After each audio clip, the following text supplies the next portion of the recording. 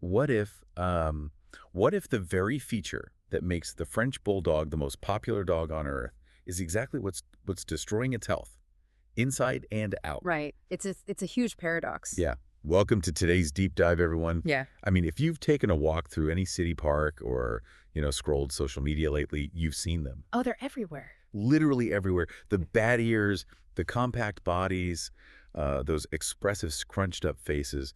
And today, our mission is to really dig into an incredibly fascinating transcript we received from a veterinary show called Vital Pet. Yeah, it's a great source. It is. And we're looking at the massive, often totally invisible gap between this breed's skyrocketing popularity and, well, the complex biological realities operating just beneath the surface of those famous wrinkles. And it's a phenomenal gap to explore, honestly, largely because human psychology kind of sets a trap for us here. How so? Well, we see millions of people bringing a specific dog into their homes, and we unconsciously assume, like, hey, if everyone has one, it must be a low-maintenance, easygoing companion. Right. Makes sense. But popularity is driven by aesthetics, trends. Biological resilience, on the other hand, is driven by anatomy. And in the case of the French Bulldog, those two metrics are completely divorced from one another. Wow. Yeah, and whether you're a current Frenchie owner or maybe considering getting one, or just someone who wonders how these little dogs took over the world, this deep dive is going to give you the ultimate shortcut to understanding their daily reality. Exactly. So, okay, let's unpack this, because the core paradox the Vital Pet transcript is, it's jarring. We have this beloved, widely owned animal that simultaneously carries one of the most highly documented sets of health predispositions in the whole canine world. Yeah. How do those two things coexist? Well, they coexist because the issues are baked right into the very look that makes them popular. Right. But I do want to establish our framework right up front here. The goal of analyzing this source material isn't like fear-mongering. Oh, for sure. We are not here to catalog a depressing list of worst-case scenarios just to make owners feel bad. The focus today is purely on mechanics. We want to understand the why. Yeah, getting under the hood. Exactly. When you understand the physical architecture of an animal, you stop reacting to mysteries and you start managing realities. Early recognition of these mechanical limits almost always dictates whether a dog has a comfortable life or a stressful one. And to understand that architecture, we really have to look at the geometry of, their most famous feature, the flat face. The domino effect. Right. We look at that scrunch profile and think it's just a cosmetic trait, like hair color. But the source text explains this is actually the first domino in a massive biological chain reaction. It really is. The clinical term for this chain reaction is Brachycephalic Obstructive Airway Syndrome, or BOAS. BOAS, right. Yeah. And brachycephalic literally translates to short head. So if you picture the snout of a wolf, or say a standard dog. Like a golden retriever. Exactly. It's essentially a long biological radiator and air filter. But over generations, breeders have essentially taken that long hallway of a snout and smashed it flat against the skull. Just totally compressed it. Completely. Yeah. But here is the critical mechanical failure.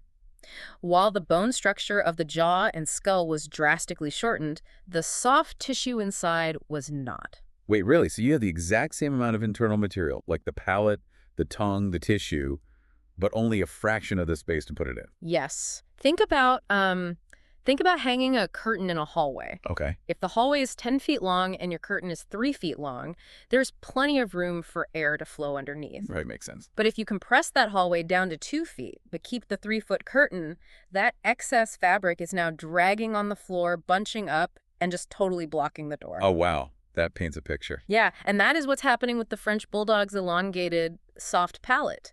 Every time they take a breath, that excessive bunched-up tissue gets sucked right into the airway, physically obstructing the flow of oxygen. That sounds exhausting. It is. Combine that with severely narrowed nostrils at the front, and the entire system is choked. Okay, I hear you on the mechanics of that, but I have to push back a little here. Sure. Because I see these dogs at the park all the time. They're running around, they look happy, they're snorting and playing. I mean, if their airways are constantly physically obstructed, why doesn't it look like a medical emergency? That's a very fair question. Right. Why hasn't evolution, or even just normal breeding practices, course-corrected this? Well, It's because dogs are incredibly stoic, adaptable survivors. They will push through massive discomfort to stay with their pack and participate in life. They just power through it. Exactly. And the reason owners don't treat it like an emergency brings us to one of the most dangerous concepts in the Vital Pet transcript. The baseline shift. The baseline shift. Yeah. That snorting, the snoring, the loud breathing it has been completely normalized. People think, oh, that's just a Frenchie being a Frenchie. Wait, so because the dog has literally always struggled to breathe, the owner just assumes that's what normal breathing looks like for this animal. Precisely. If a golden retriever suddenly started making the noises a French bulldog makes, the owner would be at the emergency vet in 10 minutes. Oh, definitely. Sirens blaring. Right. But because the Frenchie makes that noise from the day it comes home as a puppy, the owner's perception of normal is permanently skewed. The transcript actually highlights an anonymized case study. Oh, yeah, I read that one. Yeah, where an owner brought in a 2-year-old Frenchie simply because the dog seemed a bit lazy lately. Just lazy. Right. The vet took one look and realized the dog was in the early stages of a severe respiratory crisis. It wasn't lazy. It was totally exhausted from the sheer muscular effort required to just pull air through a collapsed space. That is terrifying. It really is. So if the snorting is a false baseline, what is the actual red flag an owner should be looking for? You need to look at the effort, not just listen to the noise. Watch the dog's chest and stomach. Are they heaving? Does breathing require visible whole-body physical exertion even when the dog is completely at rest on the couch? Okay, so watch the body mechanics. Yes. Another major red flag is recovery time. If the dog engages in, say, 3 minutes of mild play, do they struggle for 20 minutes to settle down and catch their breath? Wow. It's about recognizing when the mechanical system is failing to meet the body's basic demands. Which makes me realize something about how they interact with their environment. Oh. If a dog's only way to cool down is by moving air rapidly through their mouth, and these dogs inherently can't move air efficiently, are they essentially wearing a winter coat on a summer day? That is exactly the biological reality. Yeah. Because, dogs do not sweat through their skin like humans do. Right. Their primary cooling mechanism is evaporative cooling through panting. They move air rapidly over to wet surfaces of their tongue and respiratory tract, which cools the blood circulating through those areas. But if the airway is blocked, the cooling system is just broken. Totally broken. It's like driving a vintage car with a highly modified restricted engine. It might look incredibly cool and, it's fun to take out for a quick spin around the block. Right. But you absolutely cannot run it hard on a hot afternoon and expect it to perform like a modern vehicle. The radiator just isn't built for it. That is the perfect mechanical analogy. Heat intolerance is not some random secondary weakness this breed has. It is the direct, unavoidable mathematical consequence of a shortened skull. Mathematics, right.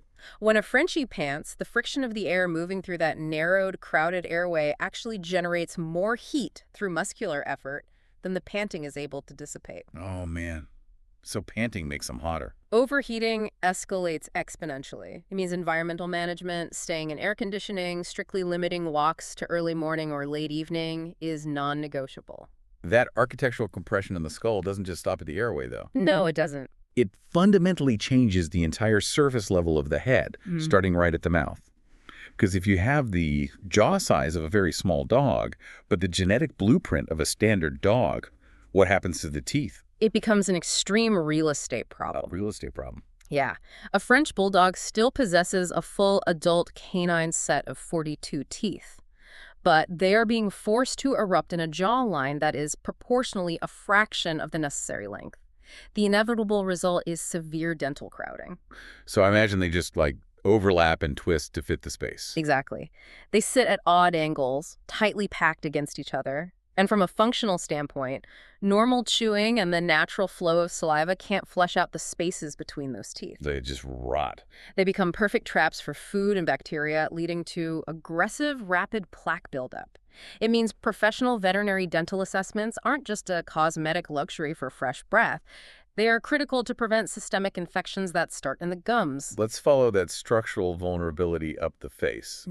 Because the compression pushes everything outward, right? Yep. Which brings us to the eyes. I'm looking at the source material, and it describes their prominent eyes as being housed in relatively shallow sockets.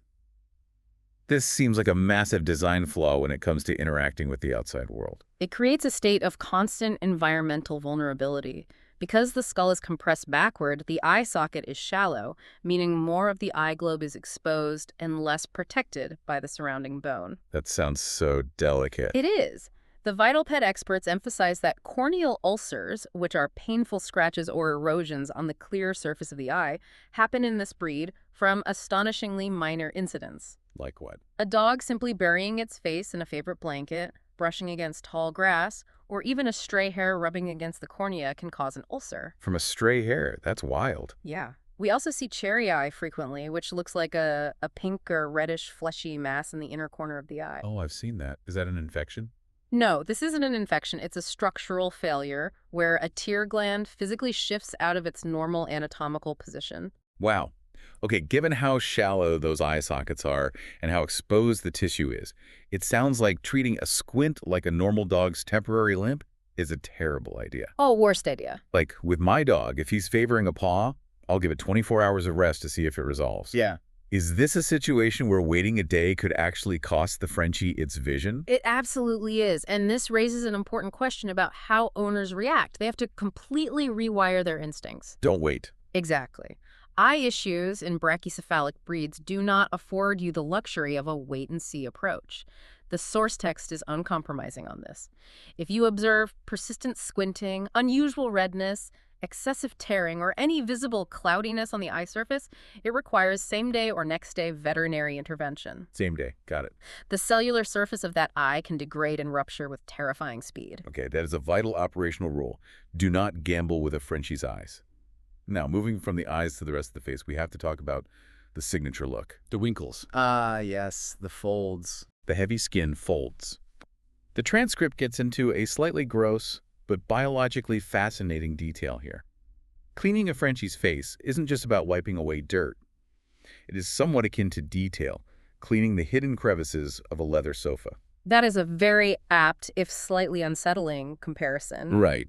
Those deep folds around the muzzle, the eyes, and often tightly coiled around the tail create highly specific microclimates. Biologically speaking, they are perfect incubators. Incubators. They trap moisture from tears or saliva, they hold on to body heat, and they collect environmental debris. And bacteria and yeast just throw a party when they have dark, warm, and moist environment. Precisely. This leads to skin fold dermatitis. The fold itself isn't a disease, but it is a structural trap that invites infection. Makes sense. The transcript notes a practical test for owners. If you are cuddling your dog and you detect a distinct, unusual odor coming from those folds, or you gently part the skin and see raw redness, you are past the point of basic hygiene. That is an active, localized infection that requires medical treatment, not just a bath. I want to clarify something the transcript mentions, though. Sure. Is that localized fold infection the same thing as the chronic allergies this breed is famous for? Because I always hear that Frenchies are constantly itchy. It's a great distinction to make. They are related in that they both involve the skin barrier, but they are entirely different mechanisms. Okay, how so? Fold dermatitis is purely a structural issue, a localized microclimate problem. But French Bulldogs as a breed also suffer from systemic allergic skin conditions. Systemic. Yeah, their immune systems are highly reactive. This presents as intense, recurring itchiness across the entire body, paws that are red from constant licking, and chronic ear infections. Wait, ear infections are tied to the skin allergies? Yes, the ear canal is just an extension of the skin. When a dog has systemic skin inflammation, the ears almost always become inflamed and infected as well. You'll see aggressive head shaking or scratching. That sounds miserable. It is. The key insight from the veterinary experts here is that these systemic allergies cannot be managed with intermittent at-home guesswork. Like changing their food. Right. Switching their food every 3 weeks or trying random over-the-counter soothing shampoos when they flare up usually just prolongs the discomfort. It requires a structured, consistent medical management plan from a vet. Okay, so we've explored how the structural compression alters their breathing, their cooling, their teeth, their eyes, and their skin. It's a long list. It is. But that compression doesn't happen in a vacuum. It forces the rest of the body to compensate. Which brings us to the hidden architecture. The spine and the joints. The foundation. Right. We look at these dogs and they look like little tanks. Broad chests, low to the ground, sturdy. But mathematically, the transcript suggests their physical frame is highly fragile. Mathematically fragile is the exact right way to view it. The condition that catches most owners completely off guard is intervertebral disc disease, or IVDD. IVDD, what exactly does that do? This involves the shock-absorbing discs that sit between the vertebrae of the spine. French Bulldogs have a heavy, compact torso, but they also possess a form of dwarfism chondrodysplasia, which gives them those short, thick legs. Well, This geometry places abnormal, uneven mechanical stress on the spine. so they're essentially carrying their body weight like a suspension bridge with faulty, unevenly tensioned cables. Every time they jump off a couch, the force distribution is hitting those spinal discs in ways they weren't designed to handle. Exactly.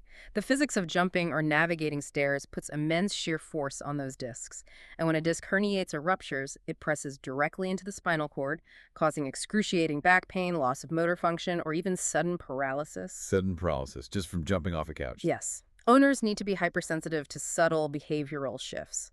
A dog that suddenly hesitates at the bottom of a staircase, refuses to jump up into the car, or walks with a slightly hunched, stiff posture. And the mechanical strain applies to their joints, too.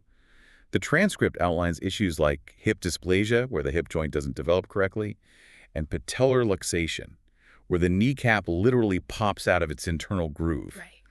It paints a picture of a skeletal system operating on razor-thin margins. It does. You might see a dog running in the yard and suddenly skip a step, holding one rear leg up for a few strides before dropping it back down. That's the kneecap. That is often a luxating patella shifting out of place and then popping back in. While these orthopedic issues might seem less immediately life-threatening than an airway crisis, they chronically degrade the dog's mobility and quality of life. Which brings us to the ultimate multiplier. Weight. Yes. If you have a structurally compromised airway, a spine operating like a faulty suspension bridge, and delicate joints, obesity isn't just a cosmetic issue. Obesity for a Frenchie is an oxygen tax. An oxygen tax. I love that. You are forcing a struggling restricted engine to haul an extra 20% of chassis weight. Like, overfeeding a Frenchie is like strapping a heavy backpack onto someone who is already breathing through a straw and walking on a tightrope. I couldn't phrase it better. In this breed, weight is the linchpin. The transcript is adamant that obesity actively accelerates every single vulnerability we have discussed. It just makes everything worse. Everything. It adds downward gravitational pressure on a spine at risk for IVDD. It places crushing wear and tear on dysplastic hips. And critically, a heavier body requires more oxygen to move, which puts even higher demand on a respiratory system that is already failing to deliver adequate airflow. And doesn't fat tissue also literally squeeze the airway? Yes. Fat tissue in the neck physically narrows the airway even further from the outside. Managing their weight, keeping them incredibly lean, is the single most powerful preventative measure an owner has. And that includes monitoring their digestion, right? Yeah. Because the sources note they're prone to systemic gastrointestinal sensitivities like chronic vomiting or diarrhea, which shouldn't be ignored. Exactly. It's all connected to their overall systemic health. Now, if I'm listening to this and I'm looking at my Frenchie sleeping on the rug right now, I might be feeling a bit overwhelmed, maybe even panicking. We've laid out a gauntlet of biological challenges. We really have. But the Vital Pet Source actually offers a deeply reassuring solution. And it revolves around rethinking the entire concept of the veterinary visit. What's fascinating here is the pivot from reactive medicine to proactive partnership. Proactive partnership. Yeah. For a French Bulldog, veterinary care cannot just be an emergency room. You cannot wait to go to the vet until the dog is visibly squinting, severely limping, or audibly gasping for air. Don't wait for the crisis. The experts advocate for the unhurried check-in, scheduling comprehensive physical exams when the dog appears 100% perfectly fine. And the reason for this goes right back to that insight you shared earlier about the breathing. Overcoming baseline blindness. Precisely. Let's say you have a 3-year-old Frenchie. Over a 6-month period, his airway gradually thickens by 10% and his spine becomes slightly stiffer. Okay. Because you live with him and see him every single day, that incremental fraction of a percent daily decline is completely invisible to you. Right, you just don't notice it. You just think, oh, he's getting a little older, he's slowing down. You are suffering from baseline blindness. But the vet wouldn't be. Right. A veterinarian comparing the dog's oxygen saturation, joint mobility, and respiratory effort today against the objective medical baseline they recorded 6 months ago will spot that 10% decline immediately. They track the objective data so they can intervene before the invisible shift becomes a visible crisis. Exactly. They catch the subtle change in the kneecap before arthritis sets in. They prescribe the medicated eardrops before the eardrum ruptures. The ongoing, unhurried relationship with the vet is the ultimate safety net. It's about shifting the odds. And as the transcript briefly notes, that shift can actually start before the dog is even born. Yes, through responsible breeding. Right. Breeders who are selecting for longer muzzles, wider nostrils, and screening out spinal defects are proving that we can biologically reverse engineer some of this damage over generations. It gives puppies a dramatically better architectural foundation to build a life on. So as we wrap up today's deep dive, the core takeaway for you, the listener, is one of empowerment. Understanding the complex mechanics of a French Bulldog's health is not about waiting in fear for the system to break. No, not at all. It's about deep, informed attentiveness. Catching a scratched eye in an hour, noticing a stiff back early, or keeping their weight strictly managed makes almost everything we've discussed highly manageable. If we connect this to the bigger picture, it requires throwing out the old narrative. The most dangerous thing an owner can do is passively accept suffering as an unavoidable breed quirk. Just a Frenchie being a Frenchie. Right. We have to stop saying that. Informed owners who actively manage the environment and partner with their vets are the ones who give these dogs incredibly rich, comfortable lives. Absolutely. Yeah. We have dug deep into the structural realities operating beneath those adorable wrinkles today. But I want to leave you with a final, lingering thought to ponder long after this deep dive ends. Okay, let's hear it. Everything we've discussed today, the compressed skulls, the shortened spines, the vulnerable eyes, these biological realities exist entirely because they fulfill human aesthetic preferences. Yeah. We engineered this architecture because we like the way it looks. So what does our definition of cute say about us?